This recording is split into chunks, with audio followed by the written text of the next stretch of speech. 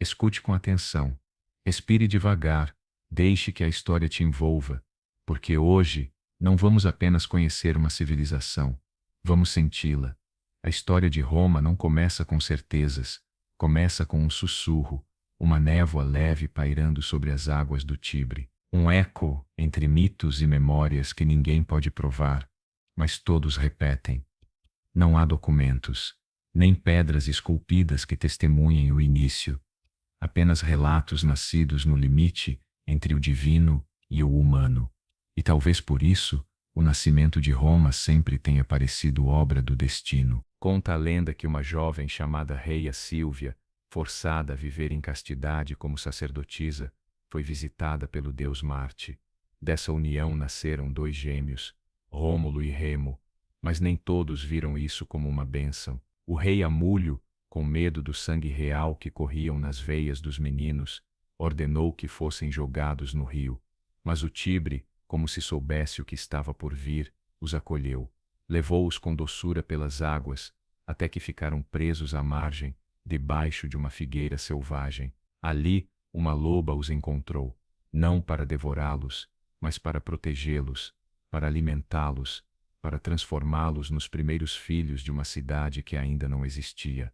Roma começa assim, não com exércitos, nem com conquistas, nem com leis, mas com uma fábula, com um gesto impossível de cuidado, com 2 meninos criados por uma fera e depois adotados por um pastor. Fausto os encontrou, os criou como se fossem seus, e eles cresceram fortes, corajosos, com a sensação de que algo os esperava. Quando descobriram sua verdadeira origem, não buscaram tronos antigos, escolheram construir um novo, no mesmo lugar onde a loba os havia salvado. Decidiram fundar uma cidade, mas não concordavam em tudo. Discutiram tanto, que um deles não se levantaria mais. Rômulo matou Remo, seu irmão, seu reflexo, e assim nasceu Roma, com uma morte, com uma linha traçada no chão por um arado, com um juramento silencioso. É aqui que começa a nossa história. Era o ano 753 a.C. Esse momento, mitológico ou não, foi lembrado pelos romanos durante séculos como ponto zero. A partir dali, tudo começou a ser contado para frente. No início, Roma era apenas um punhado de cabanas de barro, com tetos de palha, erguidas sobre uma colina. Observavam o rio e o silêncio, mas não estavam sozinhos. Ao norte, os etruscos, ao sul, as colônias gregas, e no meio, aquele grupo de casas que sonhava com o amanhã. Rômulo, percebendo que sua cidade precisava crescer, ofereceu refúgio, convidou bandidos, escravos fugitivos, gente sem terra, sem nome. Mas havia um problema, não havia mulheres. Foi então que, num dos episódios mais sombrios e conhecidos da história antiga, Rômulo organizou um festival, convidou os povos vizinhos, incluindo os sabinos, e durante a celebração, os homens de Roma raptaram suas mulheres. Não houve escolha, foram levadas à força, transformadas em esposas, mas o tempo, imprevisível e às vezes generoso, fez o inesperado. Muitas daquelas mulheres aprenderam a amar seu novo lar, e quando seus pais e irmãos vieram buscá-las, em busca de vingança, elas mesmas se colocaram entre os 2 lados, com os filhos nos braços, pediram paz, e Roma, que havia nascido na violência, descobriu que também era possível algo novo: aliança, integração. Por mais de 2 séculos e meio, Roma foi governada por reis, 7, segundo a tradição. O primeiro, Rômulo, que reinou até, dizem, ser levado pelos deuses, no meio de uma tempestade. Depois veio Numa Pompílio, um sábio, trouxe a religião, os ritos, o respeito pelos deuses invisíveis. Numa ensinou aos romanos que nem tudo se resolvia com a espada, que a cidade também precisava de alma. Enfrentou Alba Longa e propôs uma batalha diferente. 3 irmãos de cada cidade lutariam entre si, não uma guerra de exércitos, mas um duelo simbólico, um novo tipo de combate. E Roma venceu, mas aprendeu que até a vitória pode deixar cicatrizes. Anco Márcio ampliou os horizontes da cidade, fundou o porto onde o Tibre encontra o mar e construiu a primeira ponte sobre suas águas. Sob seu comando, os limites de Roma se expandiram. Mais tarde, Tarquínio Prisco, um rei de origem etrusca, trouxe novas tradições e iniciou grandes obras: o Circo Máximo, para as corridas de bigas, e a Cloaca Máxima, para drenar os vales entre colinas. Começava, enfim, a se parecer com uma verdadeira cidade. Servil Túlio deu continuidade a esse legado, realizou o primeiro censo, organizou a população segundo sua riqueza e seus deveres, e ergueu uma muralha que abraçava as 7 colinas. Com ele, Roma começou a estruturar a alma da república que viria. O soberbo governou com arrogância, sem escutar conselhos, reprimiu com dureza, mas seu destino mudou por causa de uma tragédia familiar. Seu filho cometeu uma ofensa imperdoável contra uma mulher nobre chamada Lucrécia. Humilhada, ela tomou uma decisão extrema. Sua história foi a centelha que incendiou o fim da monarquia. Lúcio Júnior Bruto, amigo da família, tomou a espada e a palavra, chamou o povo, derrubou o rei, chamou Nicuato. Roma mudou para sempre. No ano de 509 a.C., a monarquia caiu. O último rei foi exilado. O trono ficou vazio. No lugar dele, surgiram 2 cônsules, eleitos, temporários, com poder limitado e a obrigação de compartilhá-lo. Assim nascia a República, um experimento, uma aposta, uma forma de governo, onde ninguém podia ter tudo, uma cidade que já não pertencia a um só homem, mas a todos. E mesmo com as sombras do passado ainda rondando, Roma havia dado seu primeiro passo rumo ao poder, o verdadeiro poder, aquele que não se impõe, aquele que se constrói, dia após dia, voto a voto, espada a espada. A monarquia havia caído, mas Roma não descansou, apenas começava a despertar. O poder, antes concentrado em um rei, foi dividido. 2 cônsules, eleitos pelo povo a cada ano, compartilhavam a autoridade. Cada um podia vetar o outro. Nenhum era mais que o outro. E ao final do mandato, voltavam a ser cidadãos. Não havia coroa, não havia trono, apenas uma república, em construção constante. Por trás dos cônsules, estava o Senado, um conselho de anciãos formado pelas famílias mais influentes. Os patrícios, eram eles que discutiam as guerras, os tratados, os castigos. Não governavam com leis, mas com influência, e naquela Roma, a influência era tudo. Mas Roma, tão jovem quanto ambiciosa, não era ainda uma república para todos. Havia outra classe, os plebeus, homens livres, soldados, camponeses, artesãos, sem voz, sem representação, lutavam nas guerras, mas não podiam decidir por que lutar, ou contra quem. Era uma república incompleta. Então os plebeus se levantaram, literalmente, deixaram a cidade, cruzaram o Tibre e acamparam em uma colina. Se recusaram a lutar, a trabalhar, a servir. O timo foi a primeira greve geral da história e funcionou. Sem operários, os patrícios cederam, nasceram os tribunos da plebe, novos representantes com um poder único, o veto, capazes de proteger seus iguais de qualquer injustiça. Roma havia dado mais um passo, pequeno, mas irreversível, e como sempre, crescia em meio ao conflito. À medida que se fortalecia por dentro, se expandia para fora, começou a conquistar cidades vizinhas, não apenas por ambição, mas por sobrevivência. Alianças, pactos, traições, uma a uma, as cidades do Lácio, da Campânia, da Etrúria, foram caindo sob sua órbita, outras, transformadas em aliadas, outras, transformadas em aliadas. Mas Roma não apenas dominava, ela integrava. Seus inimigos derrotados, muitas vezes, eram transformados em cidadãos, parcialmente, no começo, e depois, completamente. Essa inclusão calculada se tornaria sua arma mais poderosa. A guerra não era exceção, era constante, e uma batalha marcaria Roma para sempre. No ano 390 a.C., uma tribo de gauleses desceu do norte, atacaram Roma, e a cidade, ainda jovem, foi superada, queimada, saqueada. Apenas o Capitólio resistiu. Diz a lenda que foram os gansos sagrados de Juno que alertaram os defensores de um ataque noturno. Roma sobreviveu, mas a ferida ficou, e com ela, a lição: jamais ficar desprotegida novamente. Desde então as muralhas se ergueram mais altas, os exércitos tornaram-se permanentes, e a república, mais dura, mais disciplinada e também mais ambiciosa. O sistema político evoluía. À medida que os plebeus conquistavam direitos, novas leis abriam cargos antes reservados aos patrícios. Um por um, os muros internos caíam, até que, finalmente, um plebeu pôde se tornar cônsul, e até mesmo pontífice máximo. A ordem social se reconfigurava, não sem conflito, mas com persistência. Enquanto isso, do lado de fora, Roma estendia sua sombra por toda a Península Itálica.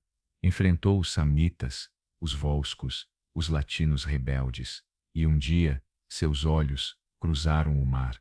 Na Sicília, uma disputa local chamou sua atenção. Uma cidade pediu ajuda contra outra, e Roma atendeu, mas ela não estava sozinha. Havia outro poder, antigo, marítimo e perigoso: Cartago. O que começou como uma simples intervenção se transformou na Primeira Guerra Púnica. Roma, sem tradição naval, construiu uma frota do zero, aprendeu, copiou e inovou.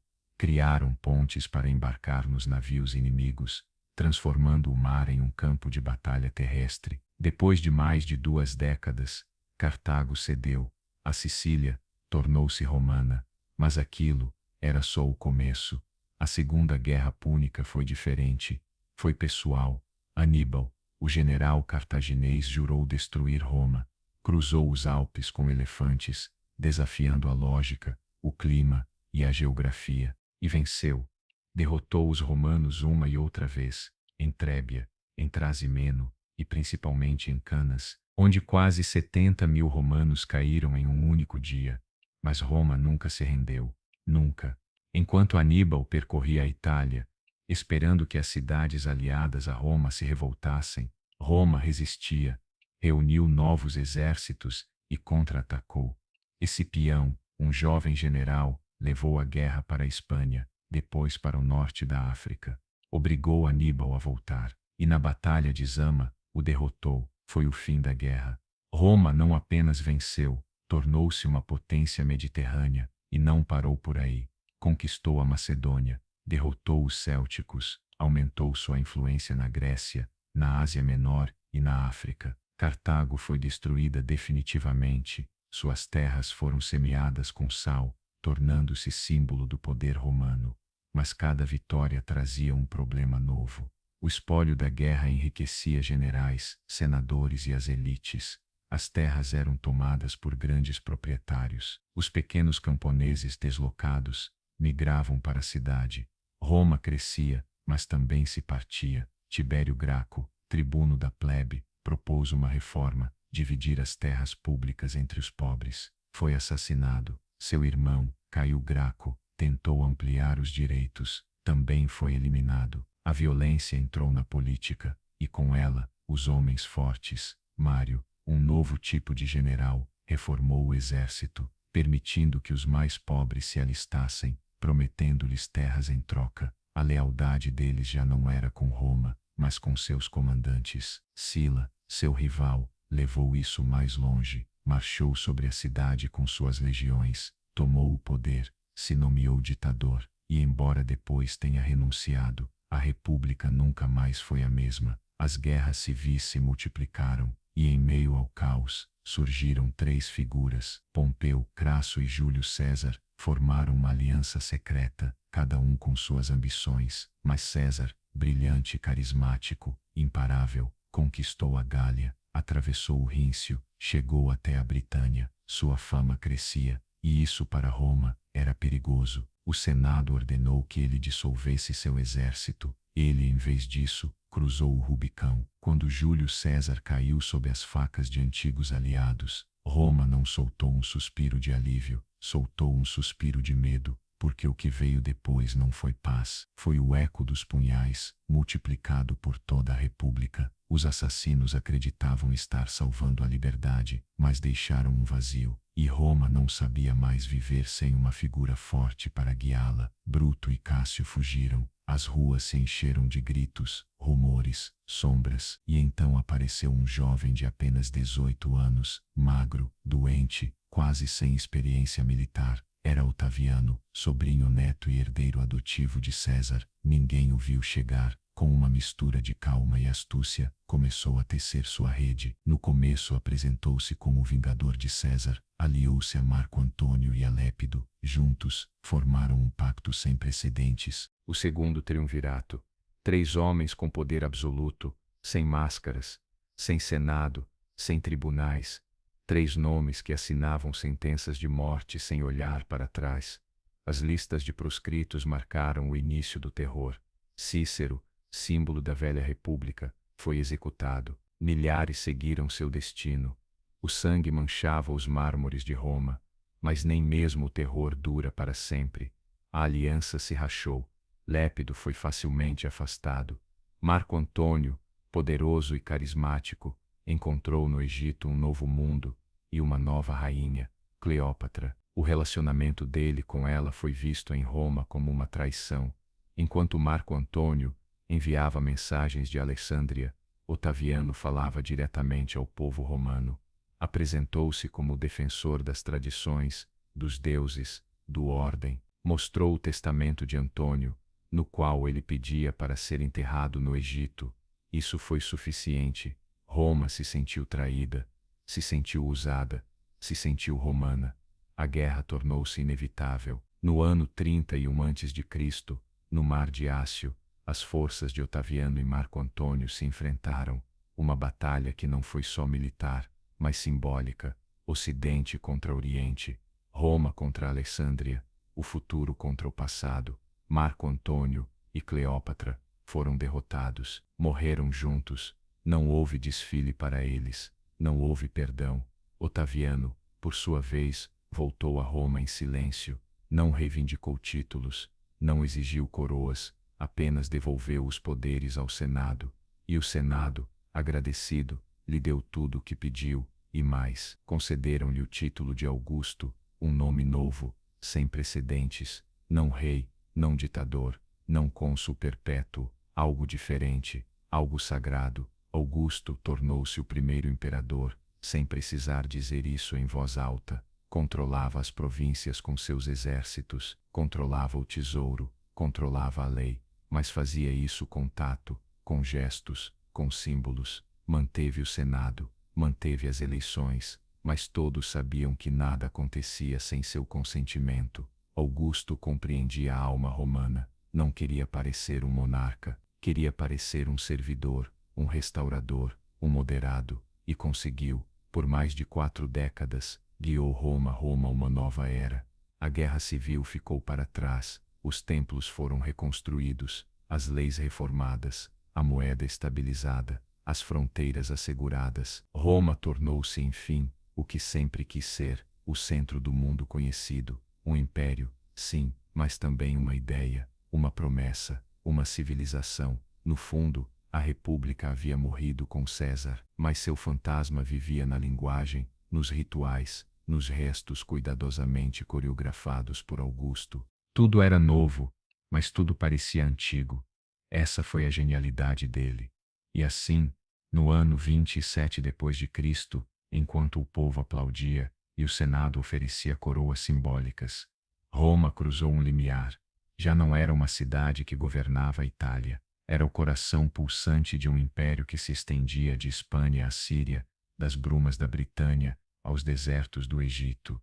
E esse império começava a respirar. Os dados estavam lançados. A guerra civil foi inevitável. César venceu. Proclamou-se ditador. Mas não parou aí. Reformou o calendário, reorganizou as dívidas, distribuiu terras e acumulou títulos.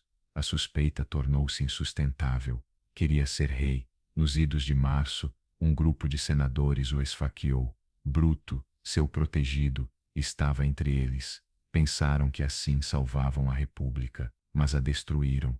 Roma mergulhou numa nova guerra civil. Otaviano, herdeiro de César, e Marco Antônio, seu aliado, enfrentaram-se finalmente em Ácio. Antônio foi derrotado. Cleópatra, a rainha do Egito, também caiu, e Otaviano, agora sozinho, não proclamou uma ditadura, a disfarçou. Chamou-se Princeps, o primeiro entre iguais. Mas todos sabiam que algo novo havia nascido. A república havia morrido. O que vinha seria algo jamais visto no mundo antigo. Mas o verdadeiro talento de Augusto não foi apenas vencer guerras, foi governar a paz. Quando a poeira da batalha baixou, não havia mais inimigos, havia apenas um império a organizar. E ele fez isso, sem levantar a voz. Reduziu o tamanho do exército, mas ofereceu terras aos veteranos. Fundou colônias onde antes só havia ruínas. Construiu estradas que uniam o impossível. Unificou moedas, pesos e medidas, e criou um corpo administrativo permanente, algo que Roma jamais havia tido. O império já não era mais feito só de conquistas e senadores, agora era formado por burocratas, mensageiros, cobradores de impostos, cartógrafos, uma engrenagem imensa, que ele mantinha funcionando, sempre nos bastidores. Ele também sabia o valor da imagem. Dizia que recebeu uma cidade de tijolos e a deixou em mármore. Embelezou templos, avenidas, teatros, ergueu o Ara Pacis, o altar da paz, e em cada canto de Roma, lá estava seu rosto, ou seu nome, não como imposição, mas como símbolo de estabilidade. Era o pai da pátria, o guardião da moral, o defensor dos antigos costumes. Augusto entendia que Roma não podia aceitar um rei, mas precisava de um. Então ele criou algo novo, o Princeps, o primeiro entre iguais, alguém que não mandava, sugeria, que não ordenava, orientava, era todo o poder, sem ostentação. E nesse jogo de sombras, ele moldou o que viriam a ser todos os imperadores depois dele. Até mesmo sua sucessão foi cuidadosamente planejada. Mesmo sem filhos homens, foi preparando seus herdeiros, primeiro Márcio, depois Agripa, mais tarde os netos, e por fim, Tibério. Cada passo pensado, cada escolha calculada. Nada era deixado ao acaso. Roma tinha paz, prosperidade, monumentos, pão, espetáculos, segurança. E por trás de tudo isso, um homem silencioso, que raramente falava em público, que nunca se vestia de forma extravagante, que evitava qualquer traço de tirania, mas que controlava tudo. Quando Augusto morreu, o império não desmoronou, continuou firme, e isso para Roma foi um milagre.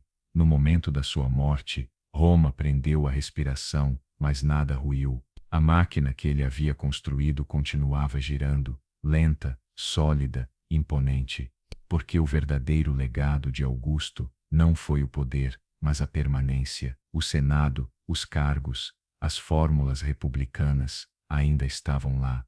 Mas o controle real, o verdadeiro centro de decisões, estava no palácio, na figura do imperador. E depois de Augusto, veio Tibério. Tibério não era carismático, era reservado, sombrio, quase melancólico. Governou com competência, mas também com medo. Nos seus últimos anos, se isolou em Capri e deixou o poder nas mãos do prefeito do pretório, Sejano. E sob essa sombra, Roma mergulhou num clima de intrigas, julgamentos secretos e listas de inimigos invisíveis. O império continuava funcionando, mas o ar começava a pesar. Foi então que chegou Calígula, jovem, carismático, amado no começo, neto de Germânico, bisneto de Augusto, parecia o herdeiro ideal, mas algo se quebrou, talvez uma doença, talvez o próprio poder. Começou a agir como um deus vivo, falava com a lua, mandava construir pontes absurdas,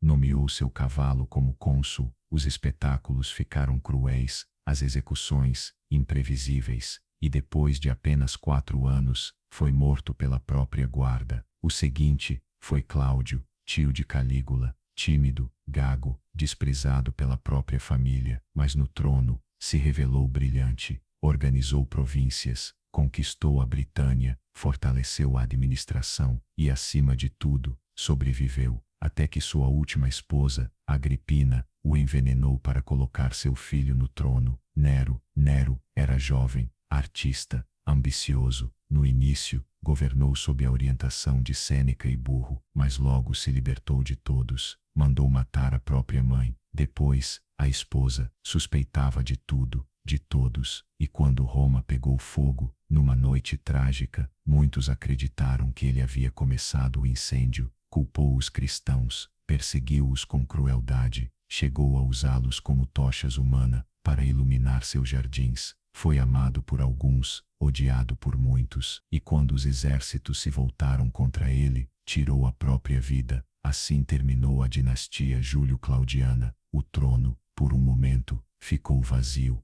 Roma vive sua primeira grande fratura. 4 generais se proclamam imperadores, tudo em um único ano: Galba, Otão, Vitélio e, por fim, Vespasiano. Com ele começa a dinastia Flávia. Vespasiano era diferente, soldado prático, sem linhagem divina. Focou em restaurar a ordem, recuperar as finanças e iniciar a construção de um símbolo, o Coliseu, não para si, mas para o povo.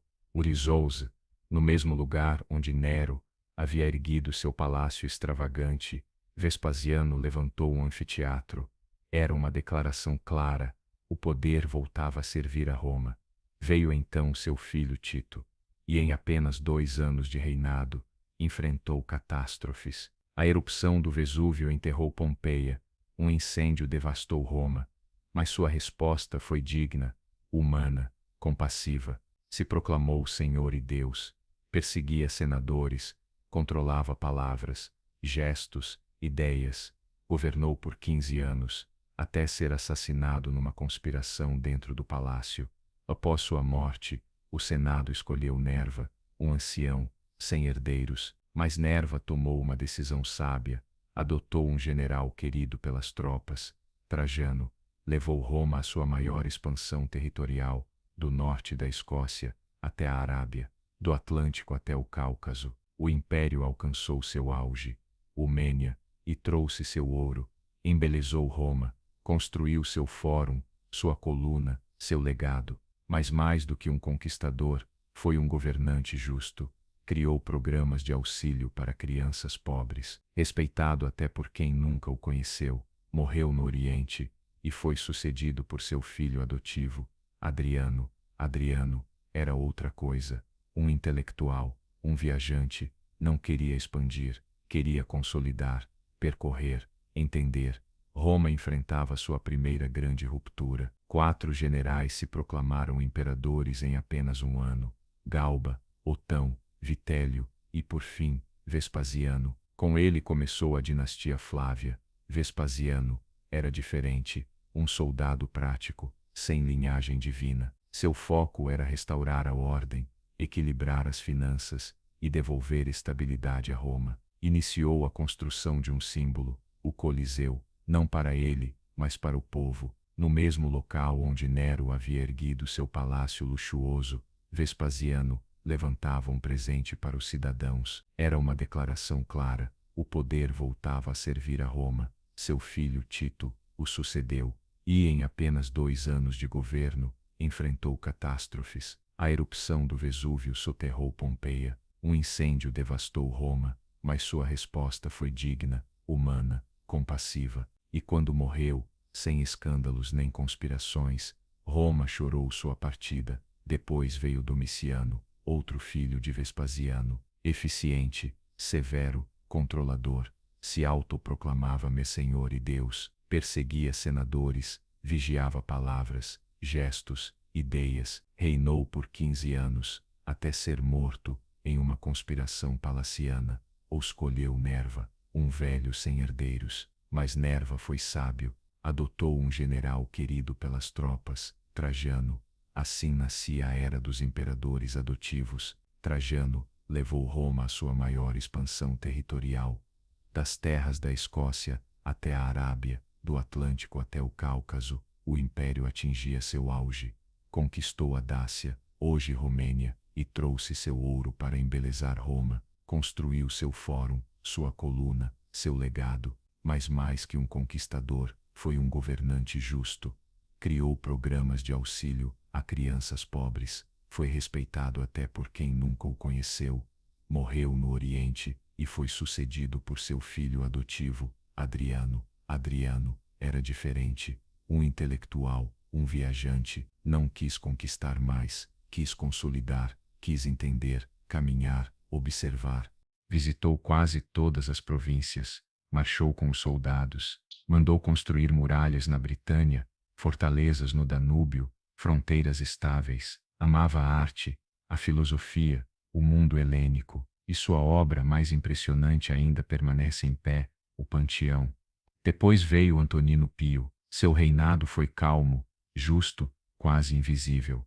Governou por 23 anos, sem guerras, sem escândalos, sem crises, um raro respiro, uma era dourada, talvez a mais serena de todas.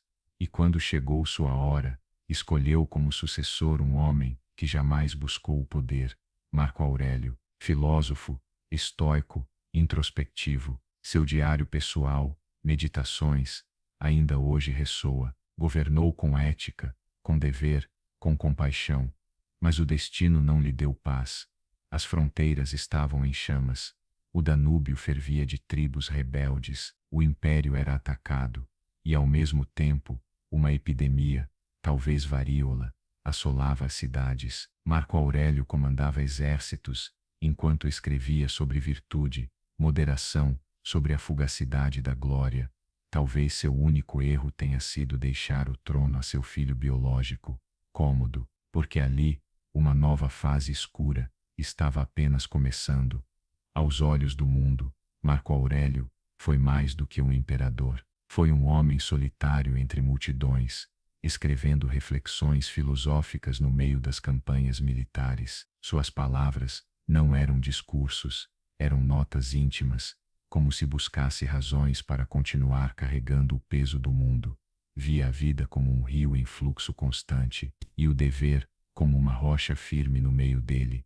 Enquanto fronteiras ardiam e pestes dizimavam a população, ele permaneceu, não fugiu para vilas douradas ou palácios longínquos. Ficou, e das névoas do Danúbio organizou exércitos, firmou tratados, escreveu sobre a alma humana e a fugacidade da glória. Ele foi o último de uma linhagem, não de sangue, mas de virtude, e quando morreu, no ano de 180, em uma tenda militar, na fronteira do império, deixou atrás de si um vazio que ninguém mais conseguiu preencher com a mesma serenidade. Seu filho Cômodo sucedeu, não por mérito, mas por sangue, e com ele, a história tomou outro rumo. Cômodo era tudo o que seu pai não foi, amante do luxo, dos prazeres, da encenação. Onde Marco Aurélio cultivava a discrição, ele exibia exageros. Onde antes reinava o estoicismo, chegaram os banquetes, as máscaras e o espetáculo. Mandou esculpir estátuas suas como Hércules, lutava no Coliseu como gladiador, cobrando fortunas por combates encenados. Roma, que havia sido o coração do mundo, virou um palco, e ele, seu ator principal. O governo ficou nas mãos de bajuladores, favoritos e traidores. A moeda perdeu valor. O exército começou a desconfiar. O Senado já não era temido, nem respeitado. A estabilidade construída ao longo de um século se desfazia aos poucos, como mármore que trinca sob a chuva. No fim, até os próprios servos conspiraram contra ele. E numa noite silenciosa, o estrangularam em sua banheira. Com sua morte, Roma não perdeu apenas um imperador, perdeu a ilusão de que o sistema ainda funcionava. Os tempos dos imperadores adotivos, homens escolhidos por mérito e virtude, tinham ficado para trás. O que viria agora seria mais violento, mais caótico, mais imprevisível. Mas o eco de Marco Aurélio não desapareceu por completo. Suas palavras sobreviveram, flutuam até hoje, como um sussurro entre ruínas. Não deixe que o barulho dos outros sufoque sua voz interior. Enquanto o império, sem saber, se aproximava de uma nova era de crise, as sombras se estendiam. A Pax Romana havia terminado. As legiões já não aguardavam ordens, esperavam pagamento. As províncias já não eram motivo de orgulho, eram um fardo. E o centro do poder começava a se fragmentar. Roma ainda estava de pé, as colunas continuavam erguidas, o ouro ainda circulava, o Senado seguia se reunindo sob tetos de mármore, as legiões ainda patrulhavam as fronteiras, mas algo, no fundo, havia se partido. Os imperadores que vieram depois de Cômodo surgiam como as estações do ano, rápidos, passageiros, inevitáveis. Alguns eram generais apoiados pelas legiões, outros, figuras frágeis, impostas pela guarda pretoriana. Já não eram escolhidos por virtude, nem adotados por sabedoria, eram impostos pela espada, ou comprados com ouro. O equilíbrio que Augusto havia arquitetado, aquela dança delicada entre poder, honra e representação, começava a vacilar. Com o passar dos anos, a paz interna se desgastava, os conflitos nas fronteiras se multiplicavam, as tribos germânicas pressionavam pelo Reno e pelo Danúbio. No Oriente, os partas se reorganizavam, e dentro do próprio império, tensões sociais ferviam sob a superfície. As cidades se tornavam dependentes da redistribuição imperial, a produção agrícola sofria com epidemias, as pequenas propriedades desapareciam, a distância entre ricos e pobres crescia, e a mobilidade, que um dia simbolizou a cidadania compartilhada, virava um privilégio cada vez mais inacessível. O exército, verdadeiro centro do poder, também mudava. Já não era apenas defensor de fronteiras, era árbitro de imperadores. Os soldados juravam lealdade a quem os recompensasse, não a Roma, e cada nova ascensão ao trono custava mais. A estabilidade institucional, essa coluna invisível que sustentou Roma por séculos, desgastava-se aos poucos, silenciosa, lentamente, e mesmo assim, o império respirava, vivia, porque Roma, mesmo à beira do abismo, ainda mantinha sua aura, seus símbolos, sua lei, seu idioma, seu legado. Era um corpo vasto, complexo, profundo, que ainda não sabia que estava caindo.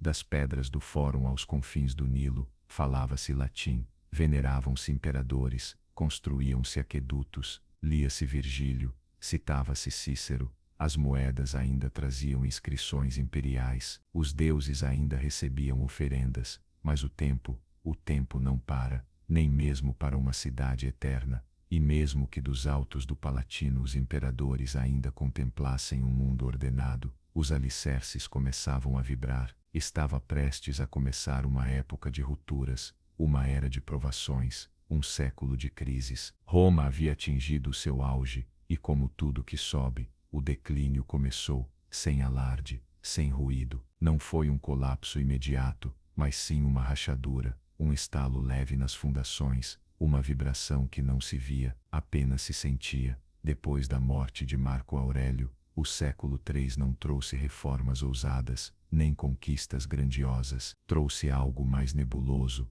mais desconcertante instabilidade. Ao longo de 100 anos, mais de 25 imperadores se sucederam. Alguns governaram por meses, outros, por poucos dias. Não morriam de doenças, mas por conspirações, por guerras civis, por traições dentro do próprio exército. O império havia se tornado um campo de batalha interno. Províncias que antes obedeciam passavam agora a erguer seus próprios césares. Generais se autoproclamavam imperadores nas fronteiras, e cada nova ascensão vinha acompanhada de sangue. A guarda pretoriana, que deveria proteger, agora negociava, vendia o trono ao maior ofertante, e as legiões, exaustas de marchas intermináveis e salários atrasados, buscavam lealdades próprias. Já não lutavam por Roma, lutavam por seus comandantes. Enquanto isso, as fronteiras queimavam. No norte, povos germânicos como os marcomanos, os quados e os alamanos atravessavam o Reno e o Danúbio.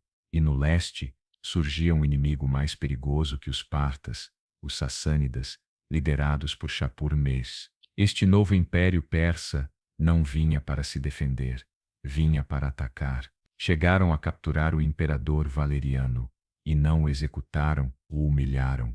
Era exibido como um troféu vivo, e quando enfim morreu, sua pele foi curtida e preservada como um aviso sombrio para Roma.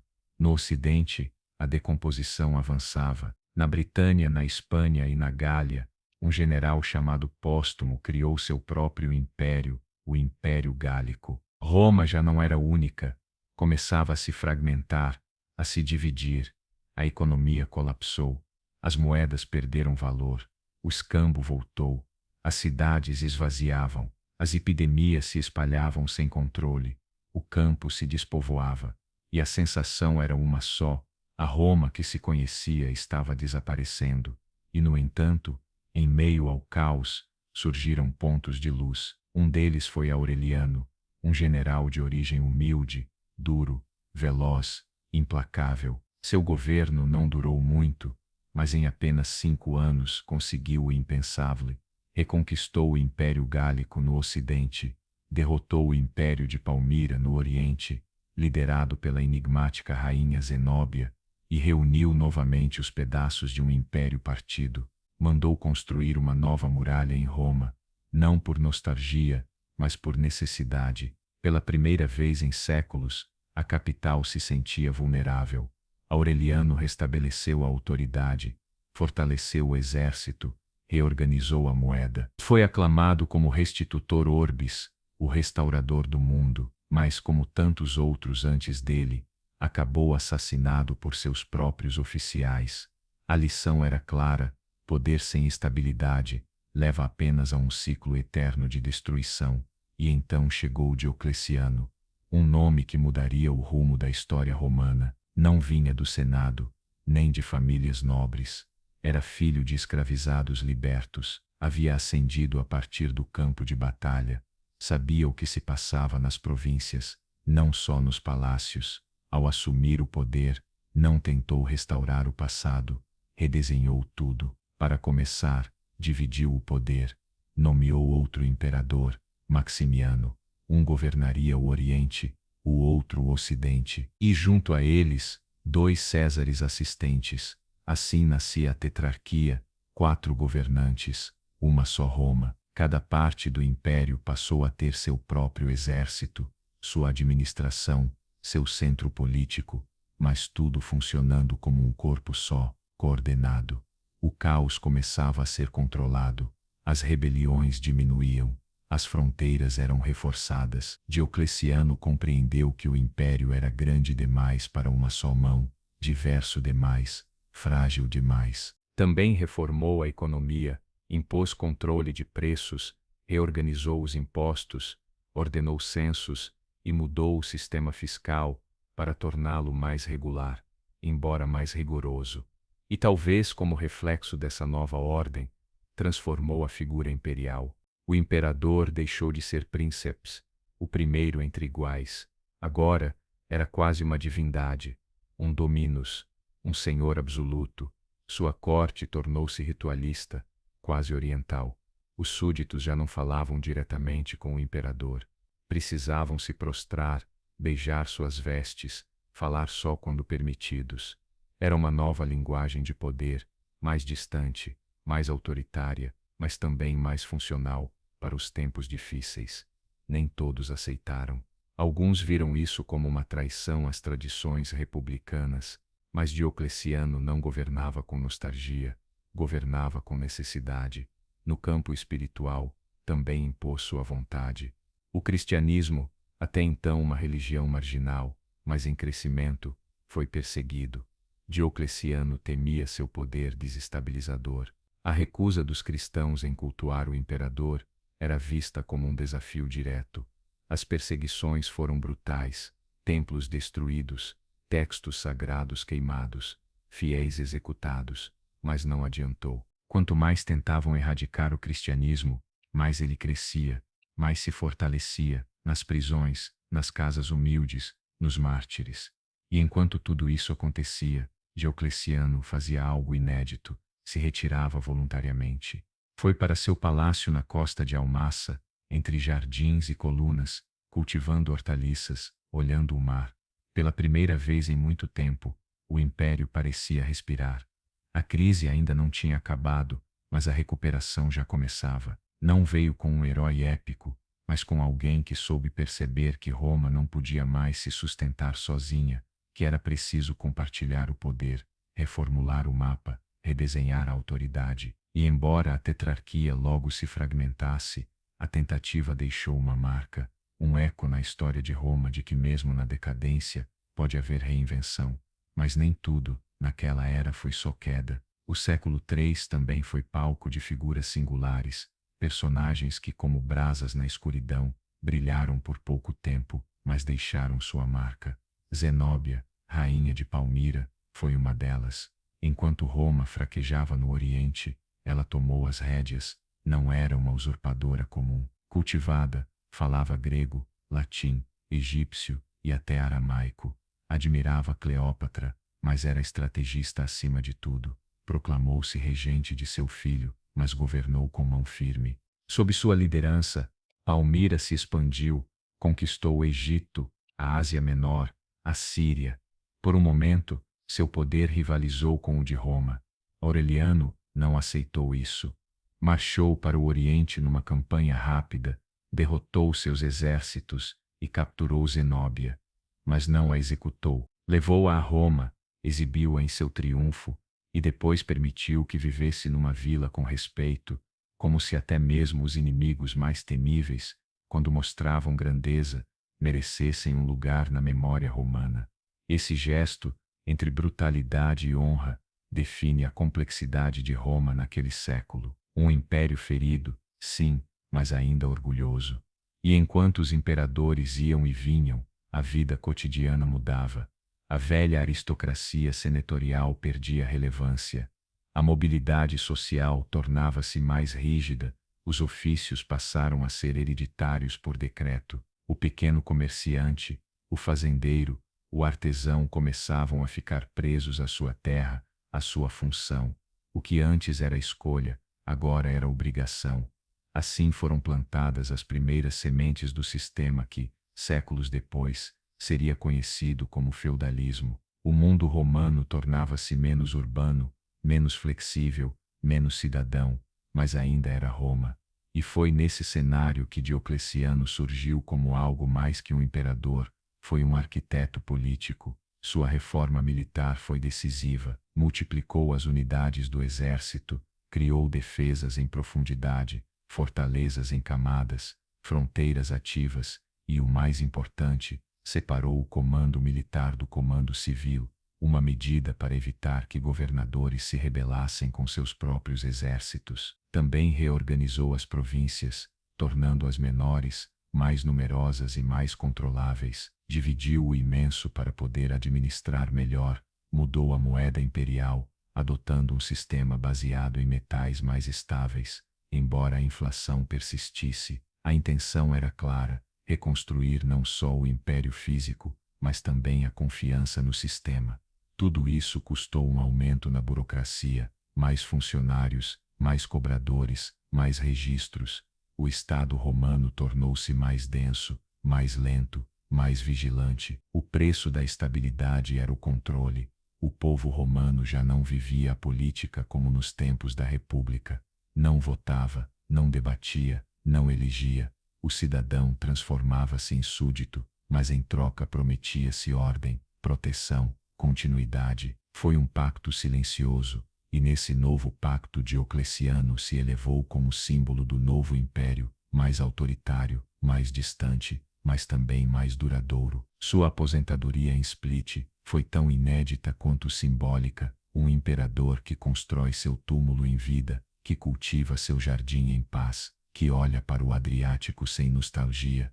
Anos depois, quando lhe pediram para voltar ao poder, ele respondeu que preferia suas couves a qualquer trono. Era o fim de uma etapa e o começo de outra. Roma, ainda dividida em dois, ainda cheia de desafios, havia conseguido o impensável: sobreviver à sua própria crise. O que viria a seguir seria um novo tipo de império, mais endurecido, mais místico, mais oriental no espírito, mas ainda profundamente romano. Diocleciano não construiu apenas um novo mapa para governar, construiu também uma nova linguagem do poder, uma linguagem que não apelava ao Senado nem ao povo, mas à majestade, à distância, à eternidade. Os imperadores deixaram de ser homens com ambição e se tornaram símbolos. O palácio imperial já não era uma casa, Era um universo fechado, com hierarquias, rituais, silêncio. Ninguém chegava ao imperador sem passar por um labirinto de olhares, cumprimentos e reverências. Formou-se uma corte, e junto com ela, uma nova ordem mental. O imperador era um dominus, um senhor absoluto. A palavra de um único homem bastava para decidir o destino de milhares. E pela primeira vez desde os tempos do rei Tarquínio, isso não escandalizava. Roma já não era a mesma, e não só pela política ou pelo exército, as ideias estavam mudando. Nas sombras, o cristianismo resistia.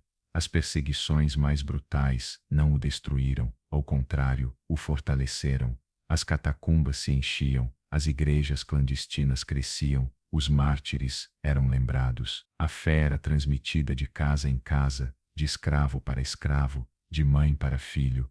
Aquele Deus invisível, sem estátuas, sem templos dourados, começava a pulsar no coração do império. Ninguém podia prever ainda, mas aquela fé silenciosa, marginal, clandestina, um dia estaria no centro do poder. Diocleciano, com todo o seu controle, não viu aquilo chegar, mas deixou o cenário preparado. Ao dividir o império, ao burocratizá-lo, ao torná-lo menos romano e mais imperial, ele havia criado um mundo onde o espiritual ganharia cada vez mais espaço. O mundo antigo, fundado sobre deuses de pedra, sacrifícios públicos e tradição republicana, começava a desaparecer, e o que viria não seria pior, nem melhor, apenas algo novo. O mundo havia mudado. Roma já não era uma cidade que dominava províncias, era um império tentando dominar a si mesmo. A tetrarquia, criada por Diocleciano para garantir ordem e sucessão, funcionou por um tempo, mas como tantas soluções romanas, não sobreviveu aos seus criadores. Quando Diocleciano e Maximiano se retiraram, os sucessores não mantiveram a harmonia. Surgiram ambições cruzadas, alianças passageiras, traições silenciosas, e no meio desse novo labirinto de poder, surgiu Constantino, filho de Constâncio Cloro, um dos antigos tetrarcas. Constantino era um general habilidoso e um político ainda mais astuto. Proclamou-se imperador logo após a morte do pai, sem esperar autorização, e iniciou uma série de campanhas militares, não só contra inimigos externos, mas contra outros pretendentes ao trono. A mais famosa dessas batalhas o colocou frente a frente com Magêncio, seu rival no ocidente. Nos arredores de Roma, perto da ponte Milvia, Constantino teve uma visão, um símbolo no céu, uma cruz, acompanhada pelas palavras In hoc signo vinces, com este sinal vencerás.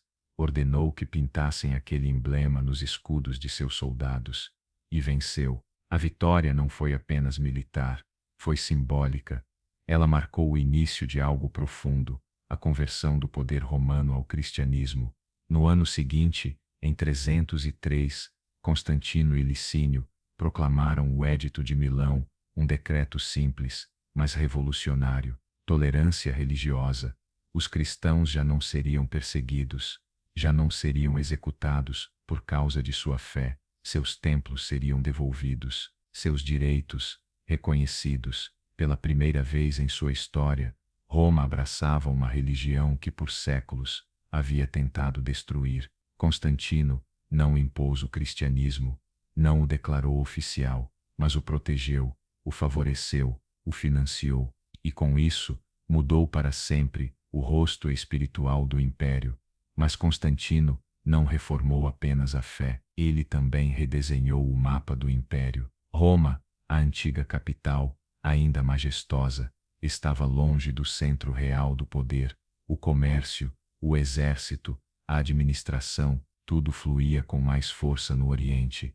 Foi então que, em uma antiga cidade grega chamada Bizâncio, Constantino fundou uma nova capital, chamou-a de Nova Roma, mas todos a conheceram como Constantinopla, uma cidade entre dois mundos, Ásia e Europa, cristã no espírito, romana na lei, grega na cultura, fortificada, planejada, abençoada com templos, palácios, aquedutos, muralhas. Ali, o império teria um novo coração, e dali, Constantino governou como um monarca absoluto, mas sob os símbolos da cruz, convocou o Concílio de Niceia, o primeiro do tipo, buscando a unidade doutrinária entre os bispos. Apoiou a fé, não com humildade, mas a partir do trono. Quando morreu, foi enterrado como o 13º apóstolo, na igreja que ele mesmo havia mandado construir. Roma, a velha Roma, nunca mais viu um imperador morar dentro de seus muros. O mundo romano se reconfigurava, lentamente, mas a unidade era frágil. Constantino havia consolidado o poder, mas seus herdeiros o diluíram. Ao morrer, Constantino dividiu o império entre seus 3 filhos, e o que veio depois foi mais uma rodada de guerras internas, intrigas palacianas, alianças frágeis. O trono voltava a ser um campo de batalha. Durante décadas, a sucessão virou um quebra-cabeça. Alguns imperadores caíram em combate. Outros foram traídos pelas próprias tropas. E enquanto isso, nas fronteiras, os perigos só aumentavam. Godos, francos, alamanos, tribos germânicas cada vez mais fortes. Não apenas atacavam, se estabeleciam, negociavam tratados, tornavam-se federados, povos inteiros aos quais Roma oferecia terras em troca de serviço militar. Era uma solução prática, mas arriscada, porque, no fundo, Roma já não tinha forças para resistir sozinha. O exército romano era formado, em grande parte, por não-romanos, germânicos, ilírios, sírios, africanos. O idioma seguia sendo o latim, mas o espírito estava mudando, e a essa transformação se somava outra. O cristianismo já não era uma fé perseguida, agora era o eixo espiritual do império. No ano de 380, o imperador Teodósio I deu um passo ainda mais decisivo. Proclamou o cristianismo como a religião oficial do Estado romano. Os templos pagãos foram fechados, os cultos antigos, proibidos. O cristianismo não era apenas aceito, era obrigatório.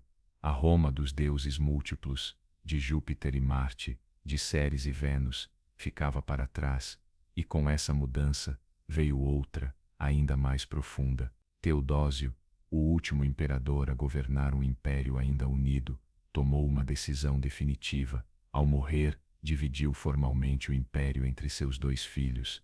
O Ocidente ficaria com Honório, o Oriente, com Arcádio. Era uma medida prática, mas também o início do fim, porque, enquanto Constantinopla florescia, bem defendida, rica, coesa, a velha Roma começava a ruir. O império já não era um só, eram 2 mundos distintos, unidos pela história, mas separados pelo destino. A morte de Constantino não trouxe paz. Seus filhos, em vez de dar continuidade ao seu legado, dividiram o império entre si, e logo se enfrentaram como inimigos. Constâncio e Constantino II se declararam guerra abertamente. Houve traições, alianças passageiras, massacres dentro do próprio palácio. Da família de Constantino, apenas um sobreviveria. A tão sonhada unidade se rompia vez após vez, não por inimigos externos, mas pelo orgulho que vinha de dentro. E foi nesse vendaval que surgiu um nome inesperado: Juliano, sobrinho de Constantino. Filósofo, leitor de Platão, admirador de Homero, educado em segredo, com medo dos assassinatos que rondavam sua família, cresceu entre livros e templos antigos, e quando finalmente chegou ao trono, fez algo impensável: renunciou ao cristianismo. Juliano, mais tarde conhecido como o apóstata, tentou trazer de volta os antigos cultos, restaurou templos pagãos, reinstituiu sacerdócios, promoveu rituais esquecidos. Não perseguiu os cristãos de forma brutal, mas os isolou. Quis retornar a um passado glorioso que já não existia. Era um homem do século IV, com a alma de um romano do século I. Embaiu secreta, um zilombe tido, e com ele morria também a última tentativa séria de reverter o cristianismo imperial. Depois de Juliano, o trono voltou às mãos cristãs, mas o cristianismo já não era o mesmo. Em poucos anos, deixou de ser uma rede clandestina de fiéis humildes para se tornar uma estrutura poderosa com bispos influentes, sínodos, leis próprias e uma voz moral que, às vezes, falava mais alto do que os próprios imperadores. Em muitas cidades, a figura do bispo era mais respeitada do que a do governador. Intervinham em julgamentos, mediavam crises, arrecadavam esmolas, cuidavam dos pobres e, acima de tudo, ofereciam sentido. Num mundo que mudava rápido demais, a fé oferecia algo que o império não podia: esperança. Em Roma, o bispo passou a ser chamado de Papa. Em Constantinopla, Alexandria e Antioquia, os patriarcas guiavam milhões. O poder espiritual já não era uma sombra, era uma instituição. E enquanto isso acontecia, Constantinopla crescia, cercada por muralhas impenetráveis, banhada por 2 mares, conectada por estradas, protegida por exércitos leais. Era Roma, sem ser Roma. Suas praças imitavam o Fórum, suas colunas, o Capitólio. As leis ainda eram escritas em latim, mas nas ruas falava-se grego. Seus mercados tinham perfume oriental, seus palácios, brilho bizantino. O centro de gravidade do império tinha se deslocado, e embora a administração fingisse unidade, a verdade era clara: havia 2 mundos romanos. No ocidente, as cidades empobreciam, o exército carecia de disciplina, as finanças eram um caos, o Senado, só uma lembrança. As muralhas, velhas. No Oriente, o contrário: riqueza, burocracia, estabilidade e fé. Foi no meio dessa dualidade que surgiu um imperador que entendeu tudo: Teodósio I, espanhol de nascimento, católico fervoroso, militar e diplomata. Governou o Oriente com firmeza e, quando o Ocidente estava à beira do colapso, conseguiu unificá-lo temporariamente sob seu comando. Durante seu reinado, o cristianismo deixou de ser apenas a religião oficial do império, virou o instrumento de governo. Teodósio perseguiu heresias, fechou templos pagãos, proibiu os sacrifícios, aboliu os Jogos Olímpicos e elevou a Igreja a uma posição que os primeiros cristãos jamais teriam imaginado. O caso mais emblemático foi seu confronto com Ambrósio, o bispo de Milão. Quando tropas imperiais massacraram civis em Tessalônica, a velha Roma começava a desmoronar. O império já não era um só, 2 mundos distintos, unidos pela história, mas separados pelo destino. A morte de Constantino não trouxe paz. Seus filhos, em vez de continuar seu legado, dividiram o império entre si e logo se enfrentaram como inimigos. Constâncio e Constantino II declararam guerra uns aos outros. Houve traições, alianças frágeis, massacres dentro do próprio palácio. Da família de Constantino, apenas um sobreviveria. A tão desejada unidade se rompia, uma e outra vez, não por inimigos externos, mas por orgulho interno. Foi nesse caos que surgiu um nome inesperado: Juliano, sobrinho de Constantino, filósofo, leitor de Platão, admirador de Homero, educado em segredo, com medo de ser assassinado como tantos outros da família, cresceu entre livros e templos antigos, e quando finalmente subiu ao trono, fez o impensável: renunciou ao cristianismo. Juliano, mais tarde chamado de o apóstata, tentou reviver os antigos cultos, restaurou templos pagãos, reinstituiu sacerdotes, promoveu rituais esquecidos. Não perseguiu violentamente os cristãos, mas os marginalizou. Queria trazer de volta um passado glorioso que já não existia. Era um homem do século IV, com a alma de um romano do século I, mas o tempo não volta. Morreu jovem, em campanha contra os persas, e com ele, morreu também a última tentativa séria de reverter o cristianismo imperial. Depois de Juliano, o trono voltou às mãos cristãs, mas o cristianismo já não era o mesmo. Em poucos anos, deixou de ser uma rede clandestina de fiéis humildes, se tornou uma estrutura poderosa, com bispos influentes, sínodos, leis próprias e uma voz moral que muitas vezes ecoava até acima dos imperadores. O recrutamento militar tornava-se cada vez mais difícil, custava caro, era forçado, e Roma, desesperada, começou a olhar para além de suas fronteiras. Chamou godos, vândalos, suevos, ofereceu terras, salários, promessas, mas a cada novo acordo, a cada novo grupo de soldados germânicos, Roma entregava mais de si. Não era apenas uma troca de armas, era uma troca de lealdades. Muitos desses homens obedeciam mais aos seus chefes tribais do que ao imperador. Lutavam por contrato, não por pátria. E quando Roma não conseguia pagar, exigiam terras ou se rebelavam.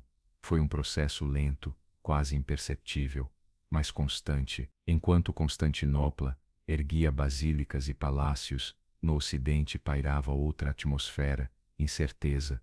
A nobreza local se trancava atrás de muralhas. Os camponeses não buscavam mais cidadania, buscavam proteção.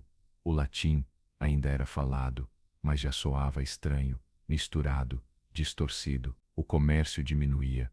As moedas, cada vez menos confiáveis. O dinheiro perdia valor diante da terra, diante do favor de um senhor com espada. E nesse cenário fragmentado, uma nova força começava a emergir, a Igreja. Enquanto o poder imperial se esfarelava, a estrutura eclesiástica se fortalecia. Os bispos já não eram apenas pastores de almas, eram juízes, mediadores, abrigo. Suas catedrais se tornavam o novo centro das cidades, e suas palavras, lei. Em Roma, o bispo, o papa, começava a falar não apenas em nome da fé, mas em nome da civilização. Era como se, em meio às ruínas que se aproximavam, alguém já estivesse construindo uma arca, não para salvar o poder romano, mas para guardar sua memória. Teodósio havia morrido, o império estava dividido, os inimigos se aproximavam, e Roma, a cidade eterna, ainda não sabia que o pior estava por começar. No final do século IV, os mapas ainda diziam Império Romano, mas a realidade era outra. Após a morte de Teodósio, no ano 395, seus dois filhos herdaram o mundo. Honório no Ocidente, Arcádio no Oriente, dois jovens que carregaram uma responsabilidade que não compreendiam. O poder se fragmentou entre generais, burocratas e cortesãos, e além das fronteiras, um tremor se aproximava. Vinha do leste, uma força desconhecida, brutal, veloz. Eram os hunos, nômades indomáveis, cavaleiros imbatíveis, arqueiros letais. Eles não invadiam diretamente, mas empurravam tudo à sua frente, e os povos germânicos, assustados, fugiam para dentro do império, não como invasores, mas como refugiados. Foi o que aconteceu com os visígodos. No ano 376, pediram abrigo a Roma, fugiam dos hunos, queriam terras, proteção, um futuro. Roma disse sim, mas não cumpriu. Os visígodos foram explorados, passaram fome, foram maltratados pelos oficiais romanos. O acordo se rompeu, e em 378, na Batalha de Adrianópolis, o exército romano foi esmagado. O próprio imperador Valente morreu no campo. Foi uma derrota sem precedentes. Roma já não era invencível, mas os visígodos não sumiram, se estabeleceram, negociaram, e sob a liderança de um guerreiro chamado Alarico, passaram a exigir o que antes lhes foi negado: terras, respeito, reconhecimento. O Império do Ocidente ignorou. Alarico então marchou sobre a Itália, várias vezes, saqueou cidades, cercou Roma, pediu ouro, grãos, títulos, e em 410 entrou por suas muralhas. Roma foi saqueada. Pela primeira vez em 800 anos, a cidade eterna caiu diante de estrangeiros. Não foi destruída, mas foi humilhada. O mundo estremeceu. São Jerônimo, ao saber da notícia, escreveu: o brilho do universo se apagou. Alguns achavam que o fim do mundo havia chegado, mas não era o fim. Era algo mais complexo.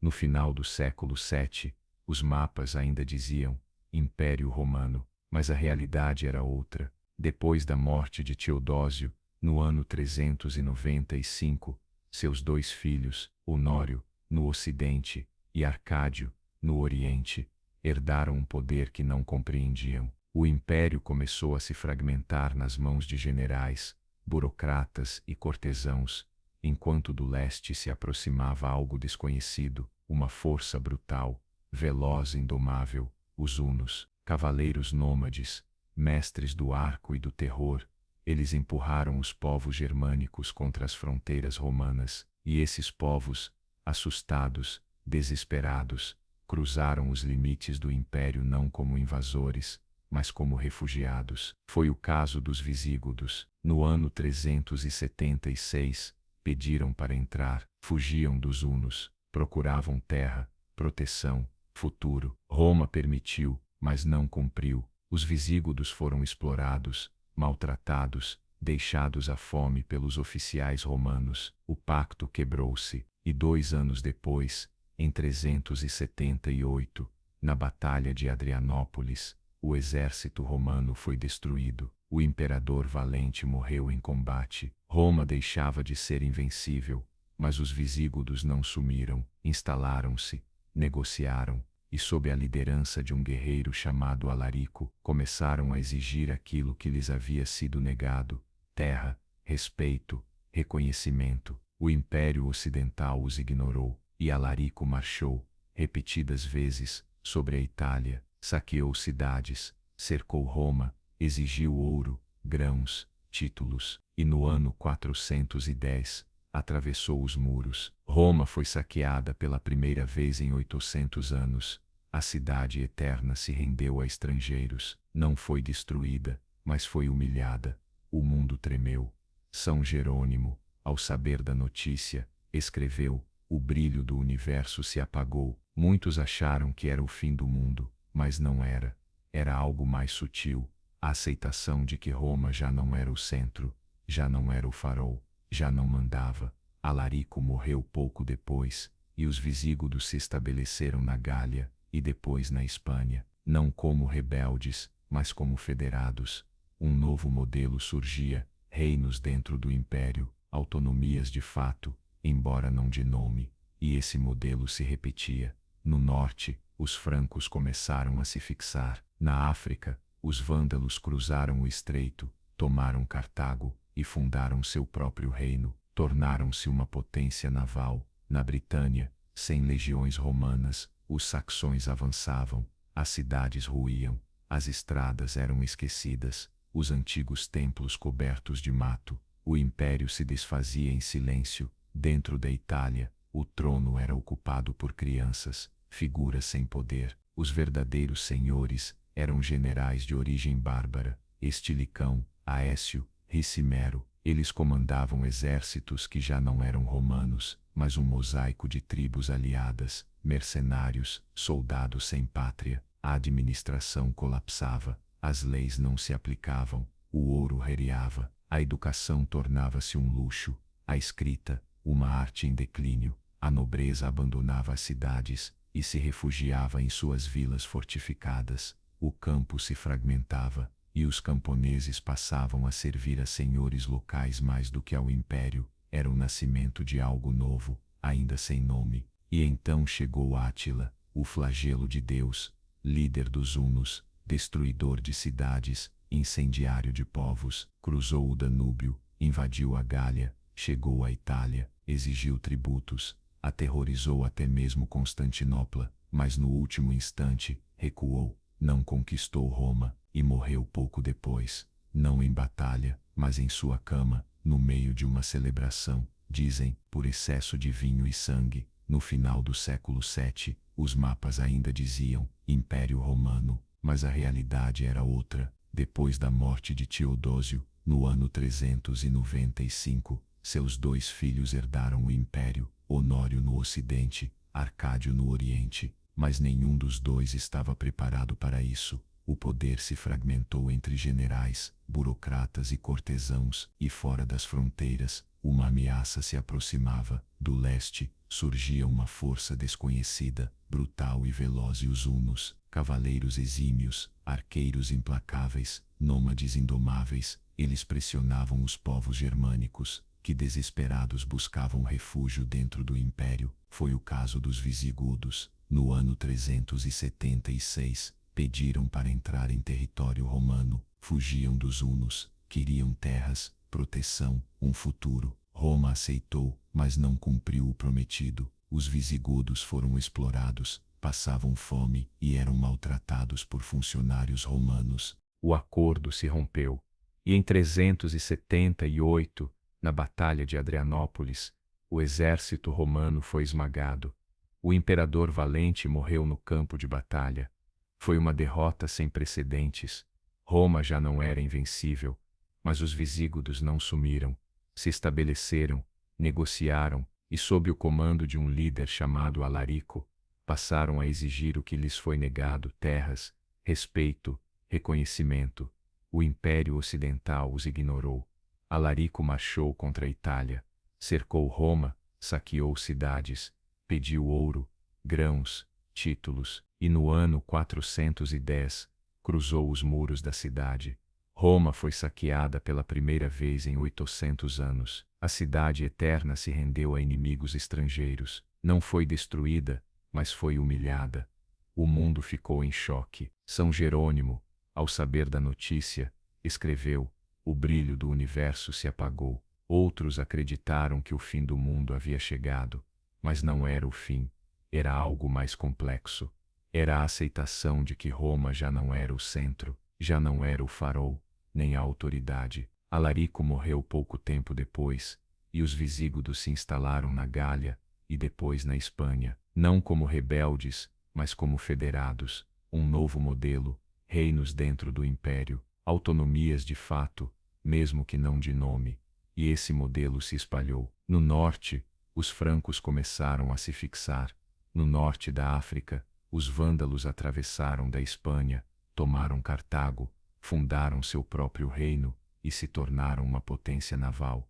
Na Britânia, sem legiões romanas, os saxões avançavam, as cidades ruíam, os caminhos eram esquecidos, os antigos templos cobertos pelo mato. O império se desfazia, e dentro da própria Itália, o trono era ocupado por crianças títere, nomes sem poder. Os verdadeiros senhores eram generais de origem bárbara: Estilicão, Aécio, Ricimero. Eles comandavam exércitos que já não eram romanos, mas uma mistura de tribos aliadas, mercenários, soldados sem pátria. A administração colapsava, as leis já não eram aplicadas, o ouro rereava, a educação virava privilégio, a escrita, um saber em declínio. A nobreza deixava as cidades e se refugiava em vilas fortificadas. O campo se fragmentava, e os camponeses passavam a servir a senhores locais, mais do que ao próprio império.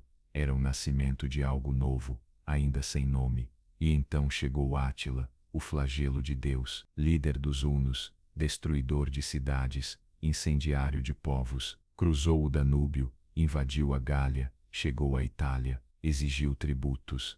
Até Constantinopla tremeu, mas no último momento, ele recuou, não conquistou Roma e morreu pouco depois, não em batalha, mas em seu leito, durante uma celebração. Dizem que foi por excesso de vinho e de sangue. Átila se foi, mas o medo que deixou permaneceu, e o que ele não destruiu, o tempo corroeu. No ano 455, os vândalos cruzaram o Mediterrâneo e invadiram Roma. Dessa vez, o saque foi brutal.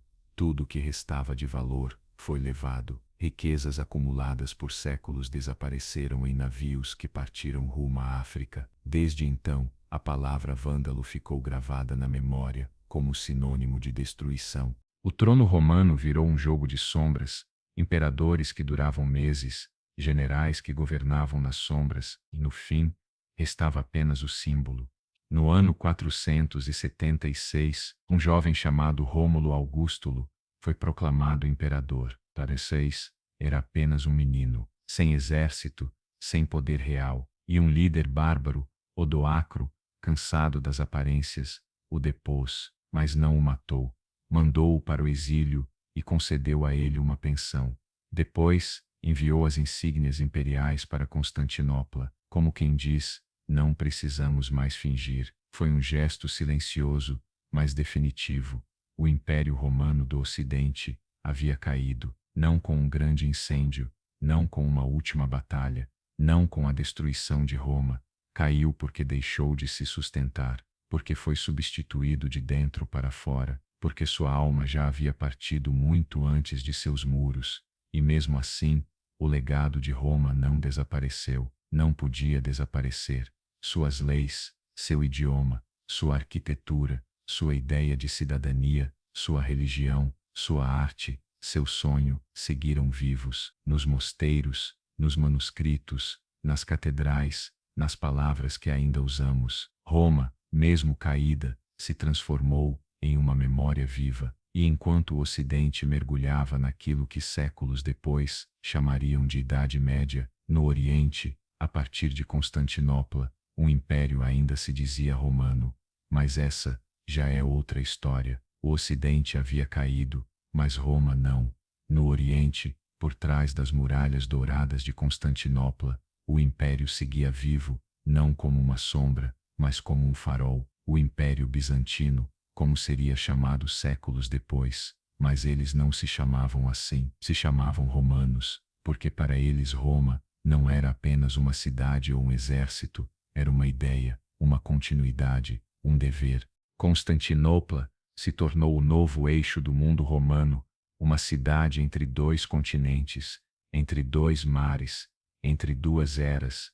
Ali se falava grego, rezava-se em latim e aramaico, construía-se com técnicas romanas e decorava-se com ouro bizantino.